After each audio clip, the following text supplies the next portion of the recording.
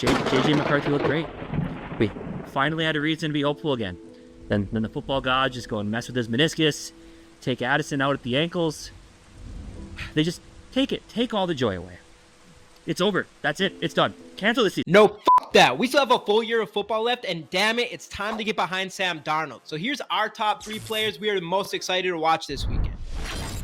Number 3. McLaughlin was a guy we had our eye on going into the first preseason game, and while he didn't have any splash plays, he presented the swagger needed from a young corner. After a strong showing in yesterday's joint practices that included this pick 6, look for him to get more playing time tomorrow and improve upon what has already been a solid start. Number 2. Bo Richter looked like an absolute monster last week against the Raiders while establishing himself as a fan favorite, just like we predicted. I mean, the way these guys have been performing in that defense. Are you kidding me? It's crazy. It's crazy. The brick shithouse of a man racked up 2 sacks. They gave him 1, but it was 2 with 5 tackles. So we can't wait to see him show it again in game 2 and inch his way closer to a spot on the 53-man roster, even though he's playing out of an extremely competitive position group. Number 1. The interior defensive line was a major position of concern coming into this preseason, with us Vikings fans just hoping that one of our young guys would step up at that spot. Those hopes were answered by this rookie who not only recorded a batted ball, but also added a sack to his impressive debut. Levi Drake Rodriguez is a guy we've had our eyes on since he was drafted, and has a chance to make an immediate impact along the defensive interior as he brings a pass rushing ability that we just don't have there. Before we move on, drop the players you think are going to stand out down in the comment section, and don't forget to like and subscribe. Now let's get back to some predictions. Before we get into that, some final thoughts on what has been a wild second week of preseason. Obviously, we started with it at the top of the video. JJ McCarthy did have the meniscus injury. It was a full repair surgery, so he is out for most of, if not the entire season. So as you kind of said, we fully ride behind Sam Darnold. He is our guy. I mean, obviously, when Kwesi and Kevin O'Connell gave him the 1-year, $10 million contract, it's because they saw some untapped potential that he just wasn't able to show with the lackluster teams he's been on in the past, right? So, I mean, this is Sam Darnold's best shot. And I guess at the end of the day, we all know JJ McCarthy. I think we saw enough and we've heard enough to know that he is the guy for the future. Luckily, this meniscus injury won't ruin his career. Right. So I think best case scenario is Sam Darnold has a Baker Mayfield type year where he keeps you competitive, gets you to the playoffs. And I think, honestly, I personally think that the outlook of the season does kind of change. I do think there is going to be a little bit more of an inclination for them to try to be competitive now that you don't have the luxury of JJ McCarthy coming up behind him, and at least having development is something to be like, hey, we got our quarterback developing, so we're good for the future here. But I personally think their job's going to be safe after this year, but I do think a lot rides on Sam Darnold's play this year as well.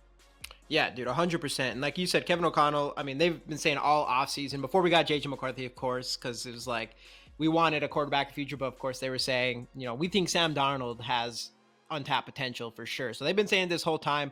I think us Viking fans, I mean, we got to see it to believe it. At the end of the day, you do have to see it to believe it. But, you know, as soon as we drafted JJ McCarthy, even before the draft, we always just looked at Sam Darnold as a placeholder this whole time. I don't think any Viking fans, at least not ones I really know, have really given him a fair chance. Which I get because I'm one of those people as well. But the reality is, you know, JJ McCarthy probably isn't going to play this year. And I know, you know, anybody that's keeping an eye on the news, people are going to be paying close attention to whether or not he gets put on like the the IR, or no, if he does get put on the IR, that means there's a chance he could come back or whatever. I think I would like to see him have a chance. Not to come back. I don't know how that will work out, honestly. I have a hard time believing even if he came back, they would just put him in at the end of the season. Maybe if it was the last week of the season and it was like a pointless game, whatever. Anyways, like you said, though, ultimately, you know, it's time to give Sam Darnold his fair shot at this starting quarterback position, and probably going to be our quarterback for this entire year, whether you like it or not. So it's like, we might as well root for him. We might as well back him and watch him, and hopefully we see him succeed, because there isn't like the whole wait timeline thing to see when JJ McCarthy will start is off the table now. So until Sam Darnold proves he isn't that guy, I think it's fair to give him the shot now. So. Yeah. And I know a lot of people are saying still sign another veteran presence, or if it doesn't work out, I'm done with all that. Let's just ride with Sam Darnold as long as there's no injuries with him. Just Let him ride out the year. If we suck, we suck. You get a better draft pick, and you still have all that money to build around JJ McCarthy next year. But there's still 2 more preseason games to go, including the one tomorrow, then the last one of this of the season here. So please, Vikings, just get through these last couple weeks of practice and everything healthy. Just get ready for week 1, and let's try to make some noise here. You got to make the best out of a bad situation, and that's kind of what we're all doing. Yeah. But I mean, for some positive news, I guess. I mean, obviously, as anybody knows, yesterday it was confirmed that Jordan Addison got lucky and didn't get a serious ankle injury. So there's a good chance he's good by week 1. Maybe he misses a week, whatever. Either way, like, we're lucky because that day was just getting worse and worse and worse by the second. And things are looking good. One thing I want to say about Sam Darnold too, though, is he's had back-to-back practices that weren't great. So that's something to keep an eye on going into this preseason game. Whether I believe he should play. I don't see how come he shouldn't play because he's new to this offense, just like anyone else that's new. So I'm interested in seeing that. But other players, like we already mentioned, we already mentioned Dwight McGlothern, and yeah, your guy LDR. But on top of that, obviously, I would love to see some more Dallas Turner out there. And I know he got another sack yesterday. So I don't know. There's still a lot of good players to watch. I know no matter what, no way you can shape it. It's disappointing. I know that the excitement for this season came a lot with JJ McCarthy, and now it's really obvious that's the truth. But there's still a lot of good players on this team and a lot of talent to develop here besides him. And there is that little inkling of untapped potential in Sam Darnold it's still exciting.